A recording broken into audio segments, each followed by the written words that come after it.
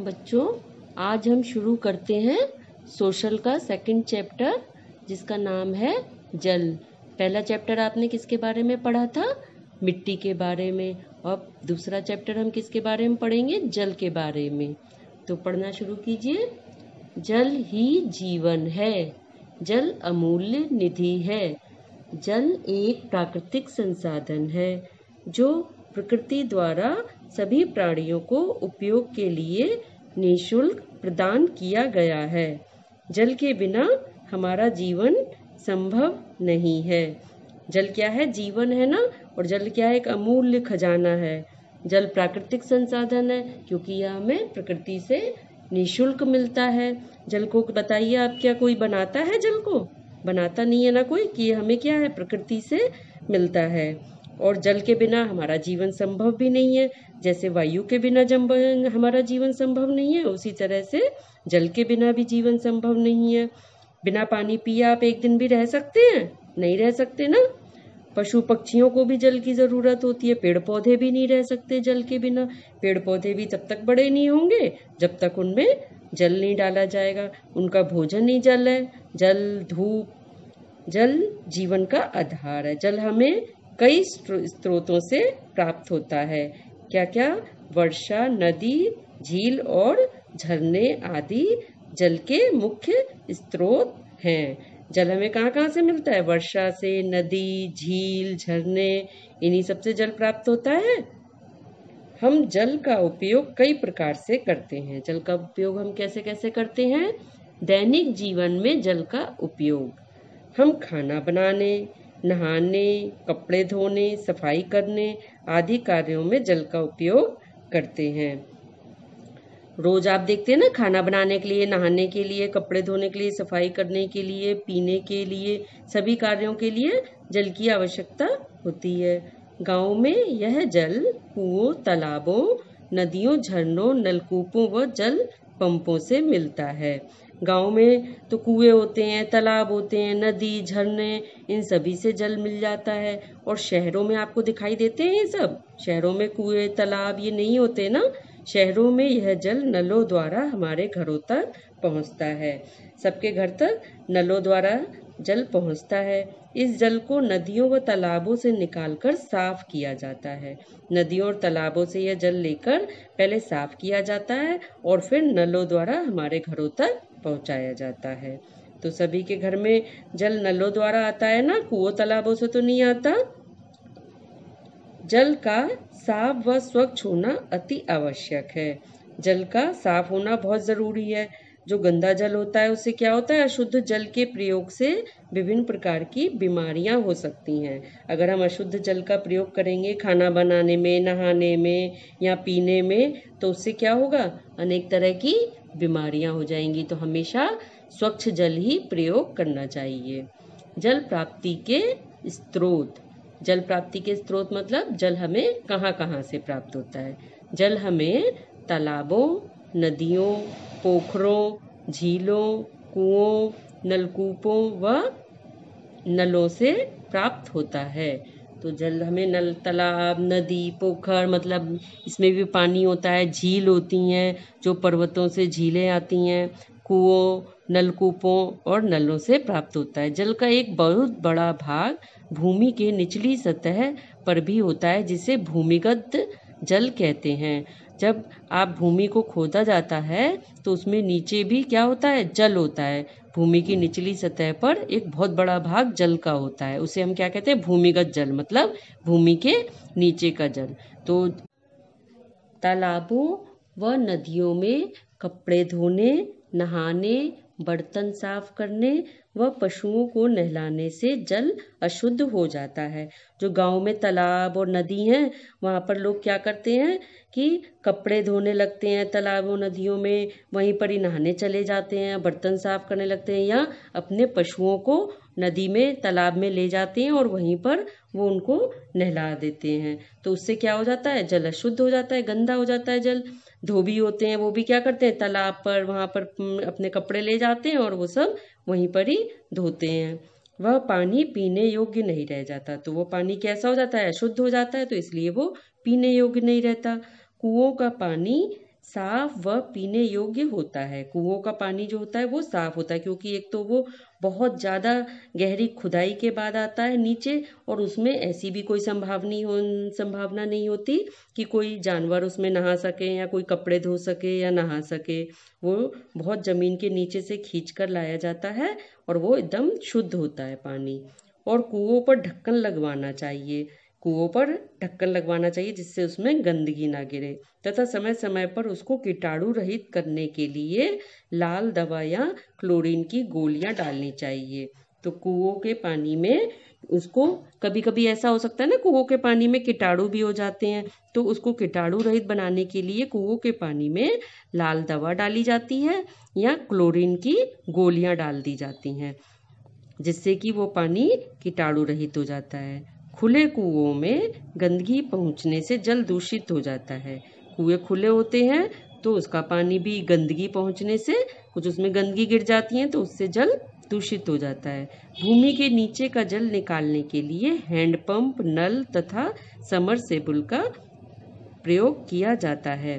तो भूमि के नीचे जो जल है, भूमिगत जल, अभी आपने ऊपर पढ़ा था ना, भूमिगत जल जो भूमि के नीचे का जल होता है, उसे निकालने के लिए क्या किया जाता है, हैंडपंप लगाया जाता है या नल या समरसेबुल का प्रयोग करते हैं, जिससे कि उस पानी को, जमीन के नीचे के पानी को खींचा जाता है और वो फिर पाइप डाल के नलों द्वारा घरों में पहुंचाया जाता है।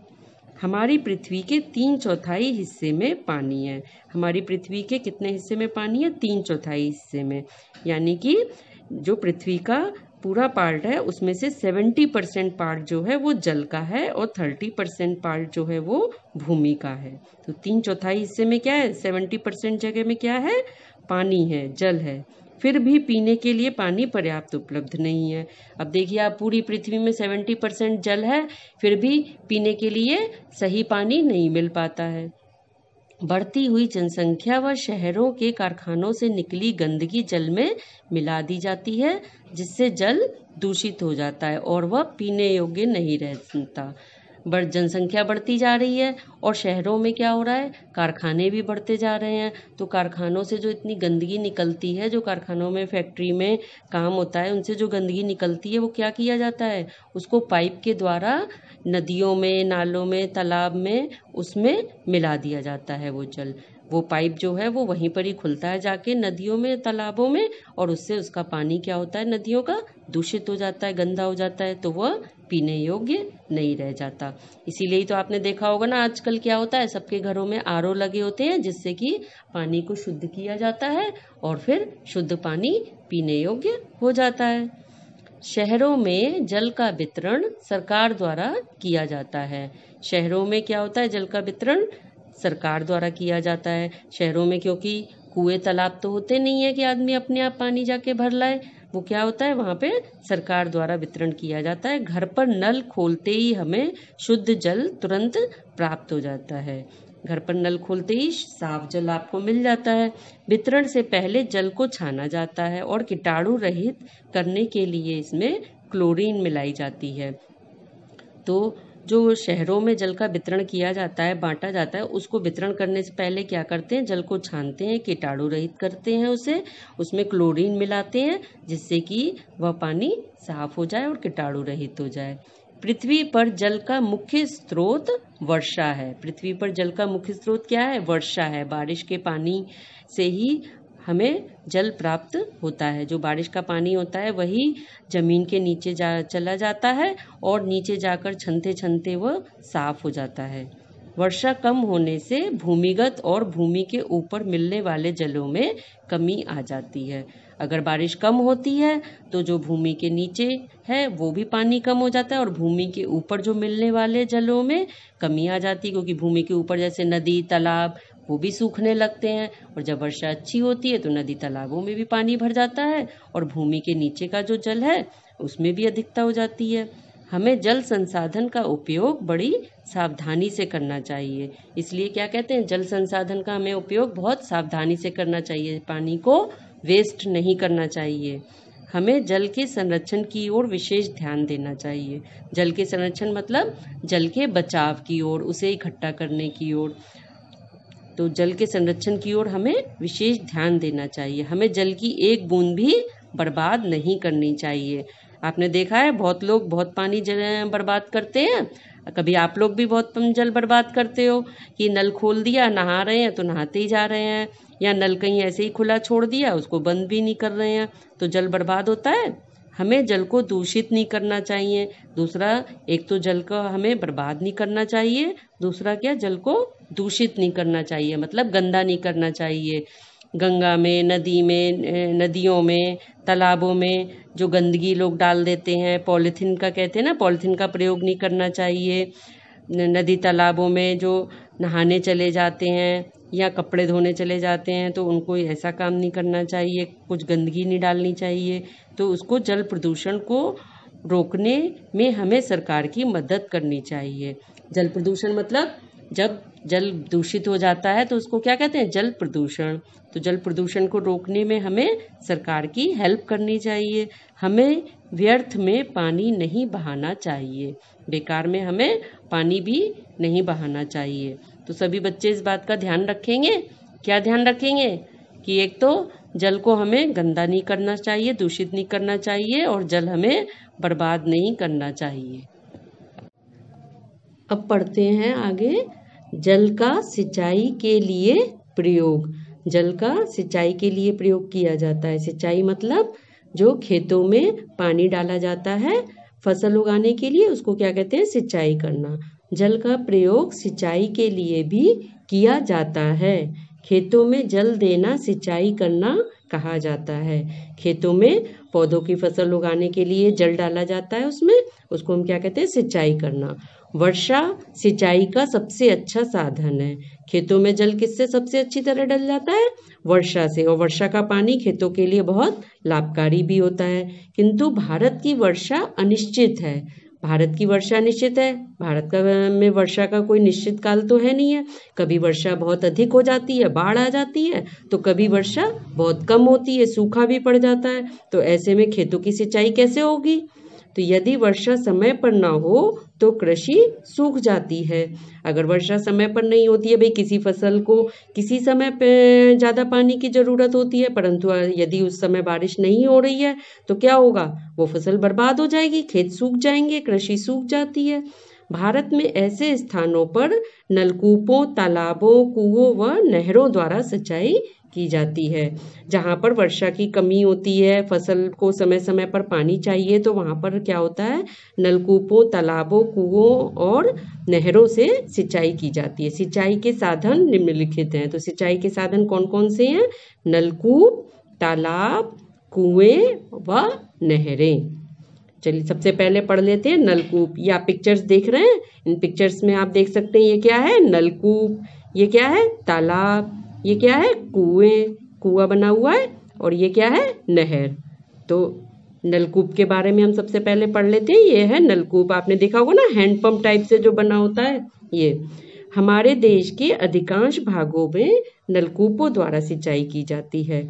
बहुत सी जगह पर हमारे देश में नलकूपों से सिंचाई होती है। इनसे बिजली या डीजल इंजन की सहायता से जल निकाला जाता है। तो बिजली या डीजल इंजन से ये नलकूप चलते हैं और इनसे जल आता है। उत्तर प्रदेश, पंजाब, हरियाणा तथा बिहार में नलकूपों द्वारा सिंचाई की जाती है। अब कहाँ कहाँ होती है नलकूपों द्वारा सिंचाई, उत्तर प्रदेश, पंजाब, हरियाणा और बिहार में।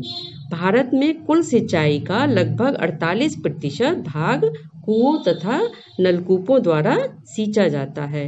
भारत में कुल सिंचाई का 48% मतलब लगभग आधा प्रतिशत सिंचाई का जो भाग है वो किससे होता है, कुओं से और नलकूपों से। तो नलकूप आप समझ गए। तो नलकूप से पानी आता है, वो खेतों में डाला जाता है। तालाब, अब तालाब क्या होता है, ये तालाब बना हुआ है। तालाब सिंचाई का एक महत्वपूर्ण तथा प्राचीन साधन है।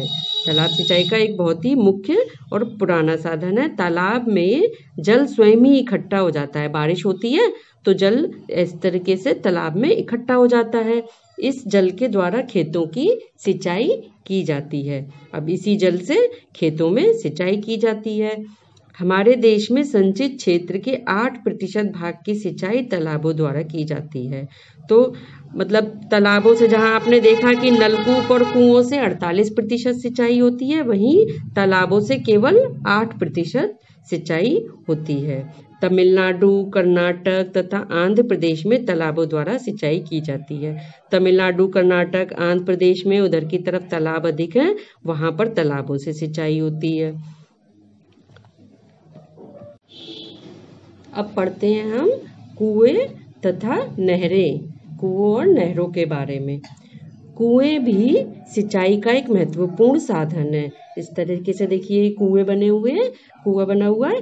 कुएं में क्या होता है, रस्सी से बाल्टी बांध के डाली जाती है और उसमें बाल्टी को भर के रस्सी से ऊपर खींचते हैं, जिससे कि बाल्टी में भर के पानी ऊपर आ जाता है। ये बहुत गहरे होते हैं, काफ़ी नीचे गहराई में पानी होता है, तो इसमें बहुत ताकत भी लगती है इसमें पानी की बाल्टी खींचने में।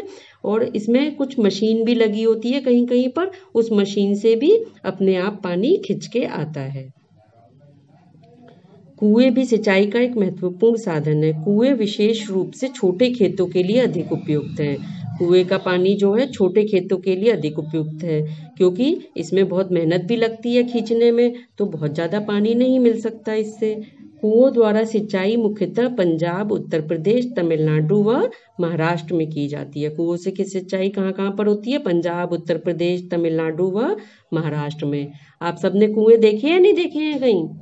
यहाँ तो आपको देखने को नहीं मिलते हैं, कहीं बाहर गए हो, गांव की तरफ गए हो तो आपको देखने को मिल सकता है इस टाइप का कुआं। अब पढ़ते हैं नहरों के बारे में। नहरें तो आप सबने देखी होंगी, देखी हैं नहरें? नदी, नहरें। भारत में नहरों का जल एक समान है। नहरों का जल एक समान है। यहाँ सिंचाई का मुख्य साधन नहरें हैं। तो नहरें, नदी हैं भी बहुत ज़्यादा, तो वो मुख्य साधन है सिंचाई का।